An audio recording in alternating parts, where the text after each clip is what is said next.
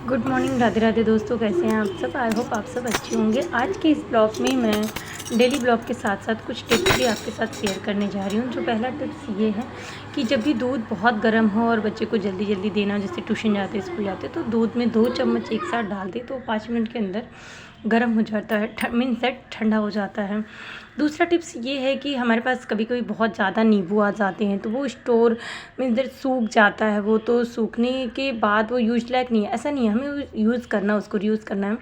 तो उसको हमें काट करके उसके सारे रस को निकाल लेना, सारे जूस को इकट्ठा करके, और उसके बाद ऐसा जो हमारे पास मोल्ड आता है, चॉकलेट मोल्ड आता है, उसमें हम डाल देंगे और फ्रीज़र में फ्रीज़ करने के लिए रख देंगे।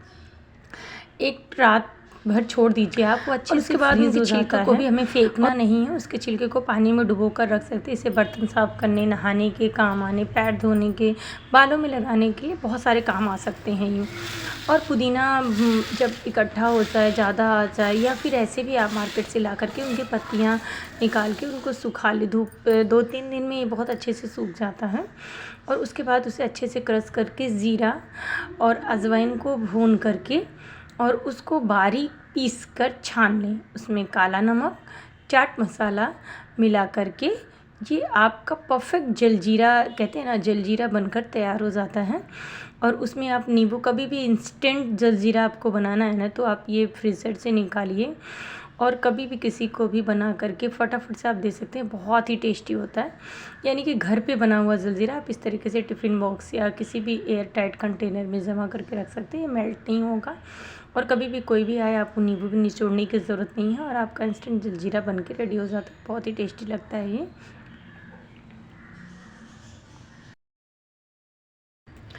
और फ्रिज में मैंने जब फ्रिज की सफाई के लिए, तीसरा टिप्स एक, जब भी आप फ्रिज की सफाई करें, और इस तरीके से मैंने आपको दिखाया था, मैंने फ्लिपकार्ट से मंगाया था ये।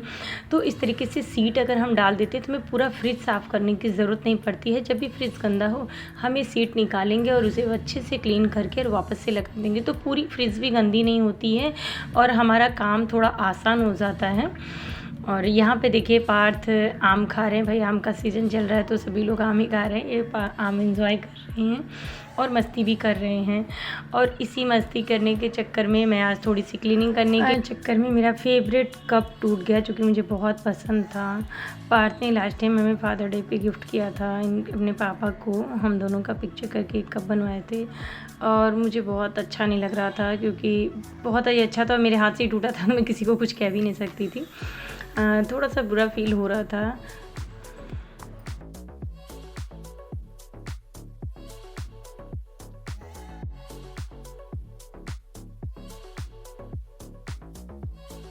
कप को ऐसे ही क्लीन करके मैंने रख दिया। उसका कुछ बाद में DIY करूँगी, उसके बाद मैं क्लीनिंग आगे बढ़ती हूँ। और ये मैंने 100 रुपीज़ का एक क्लीनअप ख़रीदा था, जो कि यहाँ पे आया था। ऐसे ही सेल करने आए थे जो सेल करने, मुझे लगा कि महंगा है, फिर भी मैंने ख़रीद लिया। लेकिन इसका रिज़ल्ट बहुत अच्छा है। जहाँ भी कहीं भी आप क्लीनिंग करते तुरंत ही क्लीन कर देता है, मतलब बहुत ही अच्छे से साफ़ कर देता है। तो आज मैं इसी से क्लीनिंग कर रही हूँ। सारी टाइल्स, विंडोज़ और गैस टॉप वगैरह हमने सब इसी पे, यहाँ तक कि बोर्ड वगैरह भी बहुत ही नीटली ये क्लीन करता है। हमें एक्स्ट्रा कुछ भी लगाने की ज़रूरत नहीं पड़ती है। तो मैं आज यही लगा करके RO, जो कि पानी उसमें कंटिन्यू रिसता रहता है तो उससे वो गंदा हो जाता है। तो उसको डेली तो हम नहीं कर पाते, बट वीकली थोड़ा सा हमें साफ़ कर लेना चाहिए। तो मैं आज वही कर रही हूँ। टोटी जिधर से पानी आता है, और ये RO का ये जो फ़िल्टर होता है, जहाँ जहाँ से पानी निकलता है, उसको भी क्लीन करना होता है, क्योंकि उस पे जो है बार बार पानी पड़ते अजीब सा दाग बन जाता है। तो उसको मैं आज साफ़ कर रही हूँ इससे, और बहुत अच्छे से देखिए क्लीन हो गया। सारे वायर वगैरह मैंने क्लीन किए और इसके बाद फिर मैं बर्तन धोने लगी।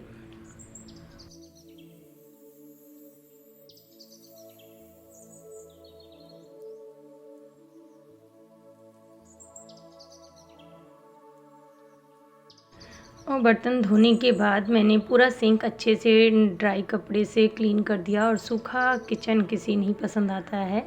बहुत अच्छे से साफ़ करने के बाद फिर बारी आती है पोछा लगाने की, तो मैं फटाफट से पोछा भी क्लीन कर ली। आप कहेंगे कि कौन से टाइम पे मैं काम कर रही हूँ। ये टाइम है लगभग 11 से 12 बजे का, और आज संडे है तो उसी के अकॉर्डिंग काम चल रहा है यहाँ पे। तो हमने स्कूल के काम के लिए दोनों टीचर्स को भी बुलाए हैं जो कि वर्कशीट को हम अरेंज कर रहे हैं। हम तीनों टीचर्स मिलके ही काम, मैंने अपना सारा काम फिनिश करके फिर मैं आ गई टीचर्स की हेल्प करने, और पार्थ अपनी पढ़ाई कंप्लीट कर रहे क्योंकि इनका मंडे से एग्ज़ाम है।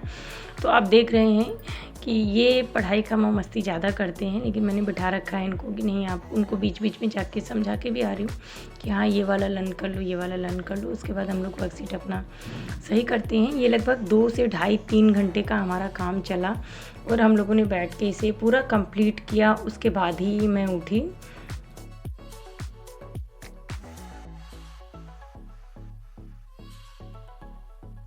और टीचर्स के जाने के बाद मैंने पौधों को अच्छे से गुड़ाई कर दी। आज बहुत दिन बाद मैं पौधों की गुड़ाई कर रही हूँ क्योंकि स्कूल, ट्यूशन, घर का काम, खाना पीना, स्कूल, पार्थ का, इनका टिफ़िन, तो थोड़ा सा टाइम कम पाती हूँ मैं।